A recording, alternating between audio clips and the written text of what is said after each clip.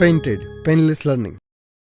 નમસ્કાર વિદ્યાર્થી મિત્રો, સ્વાગત કરું છું તમારું પેઇન્ટેડ લર્નિંગમાં. આજે આપણે સમજવાના છીએ કે 3 દિવસની અંદર એસપીસીસી કેમ પૂરું થાય. અઘરું છે ભાઈ, 3 દિવસમાં પૂરું કરવા માટે ડેડિકેશન સાથે બેઠવું પડશે ને કે પૂરું નહીં થાય. અને એસપીસીસી આમ ઇઝી છે પણ આમ અઘરો છે. છેલ્લો વિભાગ ઇઝી, પણ એ પહેલાંના બધાય તમારે સવાલ જવાબ પાકા કરવા પડે. એના તબક્કા, એના જે સ્ટેપ છે એમાં કંઈ આડોળું થઈ જાય તો ન હાલે કે ભાઈ તમે છઠ્ઠો મુદ્દો પહેલાં લખ્યો ને ત્રીજો મુદ્દો દાખલા તરીકે શેર બહાર પાડવા અંગેની વિધિ લખો તો તમે પહેલાં શેરના આખરી હપ્તાને લખો ને પછી અરજીને લખો, એવું ન હાલે. તો તમારે તબક્કાવાર બધી વિધિ જે હોય ને વિધિ એ લાઇન ટુ લાઇન નંબરસર લાઇનસર યાદ રાખવી પડે.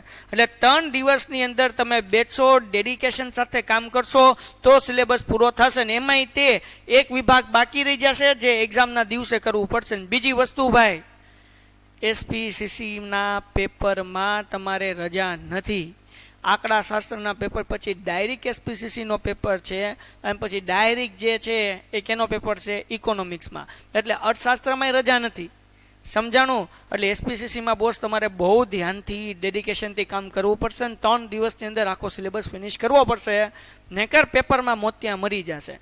એક ગુડ ન્યૂઝ એ છે કે મેં મારા 5 વર્ષના કેરિયરમાં આજ સુધી એક પણ એસપીસીસીમાં ફેલ થતો વિદ્યાર્થી નથી જોયો, પણ કોમ્પ્યુટરમાં ફેલ થતા ઘણા બધા જોયા છે. એટલે જે વિદ્યાર્થીએ કોમ્પ્યુટર રાખ્યું છે એમને વિનંતી છે ભાઈ, કોમ્પ્યુટર ખાસ વ્યવસ્થિત રીતે કરે. MCQ હોય છે પણ તમારે એવું નહીં સમજવાનું આવડી જશે, કારણ કે મેં ફેલ થતા હીરા જોયા છે, એસપીસીસીમાં નથી જોયા. ચલો વિદ્યાર્થી મિત્રો, આપણે ચર્ચા કરીએ છીએ. વિદ્યાર્થી મિત્રો, તમને ખ્યાલ હશે કે આપણે અકાઉન્ટના 6 પ્રશ્નપત્ર સોલ્વ કરીને મૂકેલા છે. એની લિંક અહીંયા ડિસ્ક્રિપ્શનમાં આપું છું. તમને અગર નથી સમજાતું, દરેક વિભાગ કરેલા છે, દરેક દાખલા ગણેલા છે બહુ સરસ રીતે. અને અર્થશાસ્ત્રના અર્થશાસ્ત્ર નહીં ભાઈ, સ્ટેટના દાખલા આંકડાશાસ્ત્રના પણ મૂકેલા છે, એ પણ તમે જોઈ લો. અને સાથે PL commerce, painted learning commerce કરીને છે, જેની અંદર સ્ટેટિસ્ટિકના દાખલા વિકલનના મૂકેલા છે, ત્યાં પણ જોઈ લો, જેથી કરીને તમને કંઈ ગોતવા આગ્રહ ન પડે એટલા માટે. સો વિદ્યાર્થી મિત્રો, આપણે જે છે તમારું આ બોર્ડનું ટાઈમ ટેબલ છે, તમે જોઈ શકો છો. 17 પછી ડાયરેક્ટ 18 તારીખે તમારે એસપીસીસીનો પેપર છે, એક પણ દિવસની રજા નથી. તો 3 દિવસમાં કેમ તૈયારી કરવી? તો જુઓ ભાઈ, પહેલી ચર્ચા આપણે કરીએ 24 તારીખે. આપણે એસપીસીસીની ચર્ચા કરીએ છીએ, એટલે અહીંયા અર્થશાસ્ત્ર છે એ ભૂલી જાજો, અહીંયા ભૂલમાં લખાઈ ગયેલું છે. તમે તમારું ટાઈમ ટેબલ અલગ બનાવ્યું હોય તો કાંઈ વાંધો નથી. તો પહેલા દિવસે જે લોકો આ પ્રમાણે ચાલે છે, બરાબર, જડીબુટી પ્રમાણે, એ તમે આ ફોલો કરો. જે એ પોતાનું બનાવ્યું છે ઇટ્સ ઓકે, કાંઈ વાંધો નહીં. પણ 3 દિવસમાં કેમ પૂરું કરવું? તો 24 તારીખે એટલે પહેલા દિવસે તમારે વિભાગ એ કરવાનો છે સંપૂર્ણ 6 પ્રશ્નપત્રનો, અને એની સાથે સાથે વિભાગ ઈ નો. પહેલા વિભાગ ઈ કરજો, વિભાગ એ પછી કરજો. રાત્રે સૂતા પહેલા તમે કરી નાખજો, એમાં બહુ વાર નહીં લાગે. પણ 35મો પ્રશ્ન, 36મો પ્રશ્ન, 37, 38 ને 39 આખો વિભાગ F પૂરો કરવો, ઈ પૂરો કરવો પડે.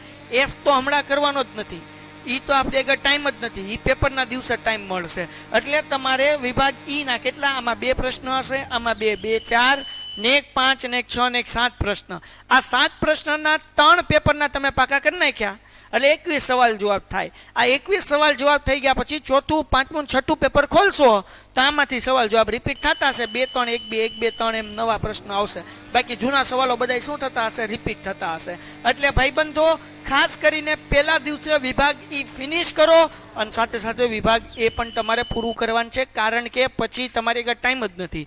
એના પછી 25 તારીખે એટલે કે બીજા દિવસે તમારે શું કરવાનું? વિભાગ ડી કરવાનો, બરાબર ને? વિભાગ ડી, એની અંદર કયા પ્રશ્ન છે? તો કે 28 થી 34 આ બધાય પ્રશ્ન તમારે કરવાના છે. સાથે સાથે વિભાગ સી પણ કરવાનો, 21 અને 22, કે જે 2 માર્ક્સનો હશે, બરાબર. 2 પ્રશ્ન કરવાના ખાલી વિભાગ સી ના, અને વિભાગ ડી આખો પૂરો કરવાનો.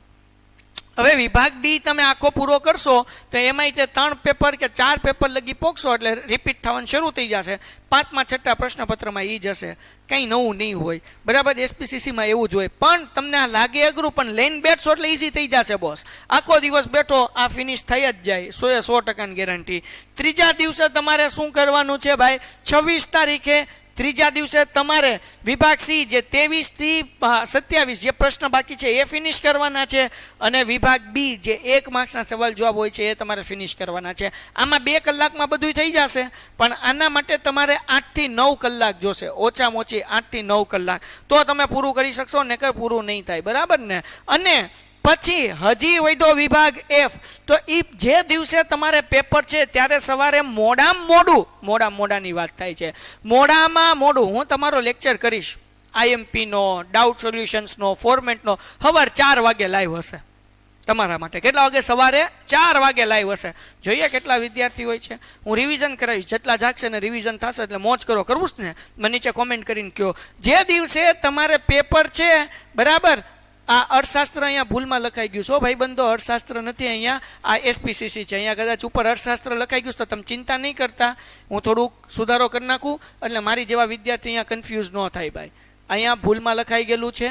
ઓકે. સો વિદ્યાર્થી મિત્રો, જે દિવસે તમારે સવારે પેપર હશે 18 તારીખે, બરાબર, એ દિવસે આપણે એસપીસીસી કરવાના છીએ સવારે. વિભાગ એફ ના ફોર્મેટ કહેશું કે ભાઈ એ રોકડા માર્ક્સ છે, એ કાંઈ તમારે પાકું ન કરવાનું હોય. ફોર્મેટ ખબર હોય, પત્ર લખવાનો હોય, અહેવાલ લખવાનો હોય, તો એ ખાલી ફોર્મેટ આવડે એટલે તમે જગોમગો થઈ જઈએ, બરાબર. અને સાથે સાથે તમારે બધું રિવિઝન કરવાનું છે. એટલે વિદ્યાર્થી મિત્રો આવી રીતે તૈયારી કરશો તો એસપીસીસીની અંદર ઓછી મહેનતે વધુ માર્ક્સ તમે પ્રાપ્ત કરી શકશો અને 3 દિવસમાં આખો સિલેબસ તમે પૂર્ણ કરી શકશો. આશા રાખું છું કે આ વિડીયો તમને ગમ્યો હશે. તમે મારા અકાઉન્ટના લેક્ચર્સ ગાલાના તમારે સોલ્વ કરવા હોય તો પ્લેલિસ્ટની લિંક નીચે આપેલી છે, આંકડાશાસ્ત્રની લિંક નીચે આપેલી છે અને જડીબુટીની લિંક પણ નીચે આપેલી છે, પણ તમે જોઈ લો. અને સાથે સાથે વિદ્યાર્થી મિત્રો સૌથી અગત્યની બાબત એ છે કે પીએલ કોમર્સ કરીને ચેનલ છે એ સબસ્ક્રાઇબ કરો, જેમાં વિકલનના દાખલા મૂકેલા છે અને સાથે આંકડાશાસ્ત્રના સંભાવનાના દાખલા આ ચેનલમાં મૂકેલા છે. ડન થઈ ગયું. તો આ વિડીયોમાં અહીંયા સુધી. મળીએ નેક્સ્ટ વિડીયોમાં નવા વિષયની જડીબુટી સાથે. કેવી રીતના તૈયારી કરવી એનો હું કોન્સેપ્ટ આપીશ અને તમે એક્ઝામમાં સારા માર્ક્સ લાવો એના માટે હું પ્રયત્ન કરીશ. તો મળીએ નવા વિડીયોમાં. ત્યાં સુધી ધન્યવાદ અને good bye. Painted Painless Learning.